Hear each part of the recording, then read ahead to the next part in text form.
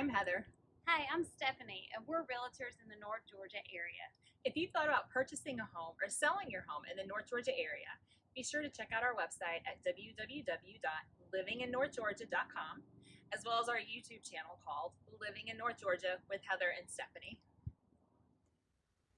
Good morning. I'm Heather. And I'm Stephanie, and we are realtors in the North Georgia area.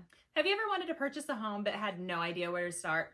Don't worry, because we're here to help. As two former educators with 40 years of teaching experience, we're experts in guiding and educating the community. So we're going to walk you through the process of buying a home with all the techniques and strategies that we implemented when teaching students. We will present the information in an organized, stress-free format that will cover all the necessary steps to obtaining a home. Behind us is the 10-step process that you will follow, and we will cover these in a series of 3 simplified videos. Let's quickly review steps 1 through 3. Remember, step 1, generate a budget. Step 2, obtain a pre-approval loan, not pre-qualified. Step 3, engage your agent. Once these steps have been accomplished, you'll be ready to move ahead to steps 4 through 6. Let's begin. So step 4 is previewing the home. So before you start looking at houses, you really want to narrow down the area in which you want to live. Start by what's important to you. Do you want to live in an area that's walkable? Schools are going to be very important too. Even if you don't actually have children in schools, the school district will help with that resale value when you go to resell your home. Also, do you want to have land or a larger lot? Do you want to be close to family and friends? Do you want to have community events in the area in which you live? Do you want to be in a neighborhood that's part of an HOA or a homeowners association?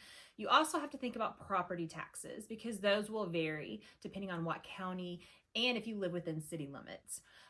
Do you want a single family home? Do you want to look at a townhome or a duplex? Remember, you can alter the home, but you can't alter the location. So the location really is key. So once you've narrowed down the specific location in which you want to live, get on the internet and do some research. You want to research the market for that particular area, pricing of homes, the size of the homes and the lots, the type of home that's offered there. And that's going to give you a feel on if what you're wanting is going to match up with the reality of what the houses are like in that specific area. And it will also help you determine if you can afford the house that you would like in that particular area. Also, go on drive-bys once you've selected the area. Nothing is better than getting out and seeing what the neighborhoods and homes actually look like in person. Once you've done that, then you've already got your agent. You can communicate with your agent so he or she can start actively looking for listings for you that meet your criteria. Go on showings to see the houses in person. As you go through your showings, make notes, take pictures. What do you like and dislike? Try really hard to imagine you and your family living in that particular house. Also, you need to keep in mind how much upgrading or renovating do you want to do, and how much would you do if you moved into this particular house. That's also going to play into your budget as well, as far as also timelines, how quickly you can move into the house. Photos are really helpful because after you've left the house, it's a good reminder of what you liked and disliked. And finally, most homes will have a seller's disclosure, and this is something that you can look over while you're actually looking through the house. The seller's disclosure will tell you about major repairs that have or have not been completed, such as a new roof, a new HVAC system. It will also disclose if there are problems with the roof, such as if there's an active leak or if there was a recent leak, if there was any water damage. And seller's disclosures will also list what personal items like refrigerators, washing machines would actually be staying in that home as well. So once you've found your perfect home, this is the next step, which is step 5, which is making an offer. So you need to discuss that process with your agent. You need to make sure you review the seller's disclosure if you have not already to help determine what you're going to offer. Taking into account what types of major repairs need to be done or what's already been completed that could actually increase the value of the property. Your agent will also provide a comparable market analysis, which is called a CMA, of the area, which will also help determine what is a reasonable offer of a fair market value for this specific home. So using your seller's disclosure and your comparative market analysis, your agent will help you come up with a reasonable offer. Typically, you will need to have 1 to 2% of the purchase price for earnest money. So keep that in mind, because usually it's a cash down deposit, and that just shows the seller that you are serious on purchasing the home. And typically that earnest money goes towards any kind of down payment that you would need to make on the house, and it goes into an escrow account. But all that would be spelled out in the contract. Also, you will need to have your pre-approval letter to let the seller agent know that you are serious and able to pay the offer that you are making. So those things like your earnest money and your pre-approval letter lets that seller's agent know you have a strong offer, because there might be multiple offers on that house and you want your offer to be the strongest one possible. After you make an offer, it is now time to move to step number 6, which involves negotiations. Unless you are offering the listing price or over the listing price in a seller's market, expect negotiations to take place. Your written offer will be delivered to the seller's agent and will include the sales price, closing date, who pays closing costs, what personal property will be included, and that is your refrigerators, etc.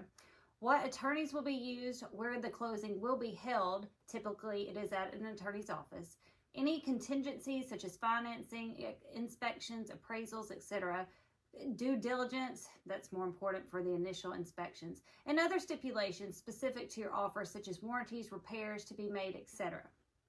The seller will accept, reject, or make a counter offer. Your agent will help you determine if the counter offer is reasonable.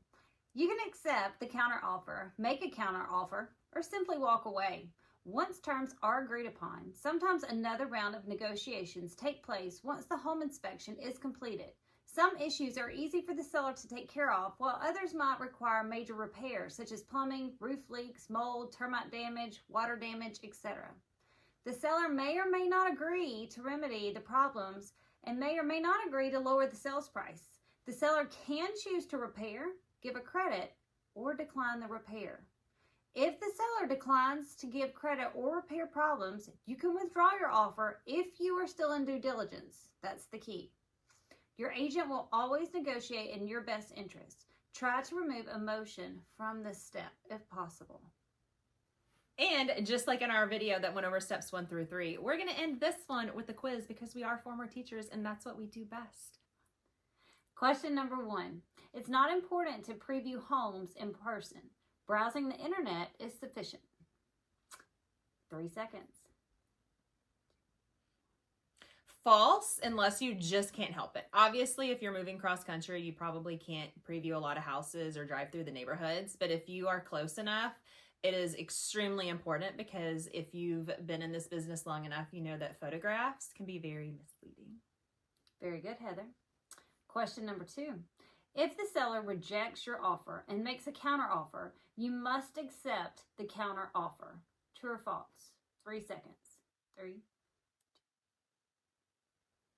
False. If the seller rejects your initial offer, that's dead. So if the seller comes back with a counter offer, you have the ability to accept it, or you can reject it if you don't like the terms, or you can counter offer their counter offer. Excellent job, Heather. 100 so far. Let's go with the last question. Question number 3. True or false again? You can end your contract at any time. 3 seconds. Absolutely false. You may end your contract if it is specified during your due diligence period, or if there's contingencies involved, such as financing contingencies, appraisal contingencies, or inspection contingencies. So once you sign it and it's bound and accepted, you're in it. You're in it till the end. 100, Heather. I'm so proud of you. Gold star today. Have a great day.